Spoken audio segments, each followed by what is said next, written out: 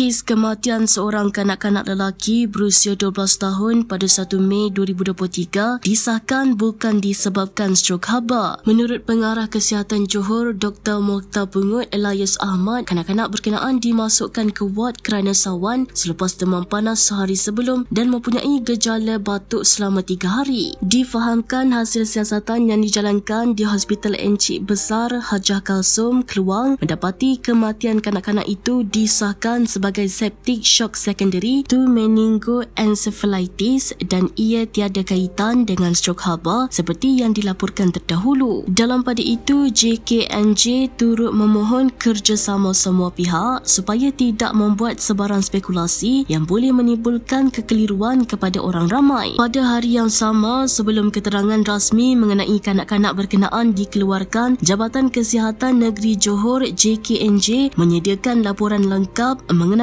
kes seorang kanak-kanak lelaki berusia 12 tahun yang meninggal dunia didakwa akibat strok haba di Keluang pada 1 Mei. Menurut Pengerusi Jawatan Kuasa Kesihatan dan Perpaduan Johor, Ling Tian Sun, JKNJ sudah menerima laporan awal kes kanak-kanak tersebut dan maklumat lanjut sedang diperincikan supaya maklumat lebih tepat mengenai punca sebenar kejadian dapat didedahkan kepada umum. Bapa mangsa Syahrul Azmi Muhammad Heka, 42 tahun, memaklumkan anak keduanya Airil Syahrin disahkan meninggal dunia oleh doktor di Hospital Encik Besar Hajah Kalsum. Difahamkan anak kedua daripada 4 beradik itu mengalami simptom demam tidak berpeluh, kekejangan otot, muntah, terkencing, terberak dan meracau kira-kira 10 malam pada 30 Mei 2023. Jelas Syahrul, pada mulanya murid sekolah kebangsaan lelaki Bandar Keluang itu termasuk adik lelakinya berusia 9 tahun dan ibu mereka demam biasa dan memakan ubat. Syahrul kemudian meminta mereka tidur di ruang tamu kerana ruang tersebut sejuk, namun tidak lama kemudian Syahrul dipercayai terdengar bunyi seakan benda jatuh sebelum mendapati anaknya kekejangan. Setelah menelefon talian 999, panggilan disambungkan ke Hospital Encik Besar Hajah Kalsum dan petugas meminta Syahrul menunggu ambulans tiba di rumah. Dalam tempoh itu, anaknya difahamkan meronta-ronta sehingga terkeluar najis, terkencing dan adiknya turut jadi seperti abangnya namun sekejap sahaja. Syahrul Azmi memaklumkan doktor menerangkan anaknya mengalami simptom strok haba sehingga buah pinggang terjejas dan terdapat radang otak. Menurut Syahrul, anak ketiganya Aidil Syahrin, 9 tahun, kini stabil dan masih berada di ward. Jenazah anaknya dikebumikan di Tanah Perkuburan Islam Kampung Bentung. Jangan memandang remeh isu kesihatan dan segera berjumpa doktor untuk mendapatkan rawatan. Apapun diharapkan kejadian ini dapat dijadikan iktibar buat seluruh masyarakat.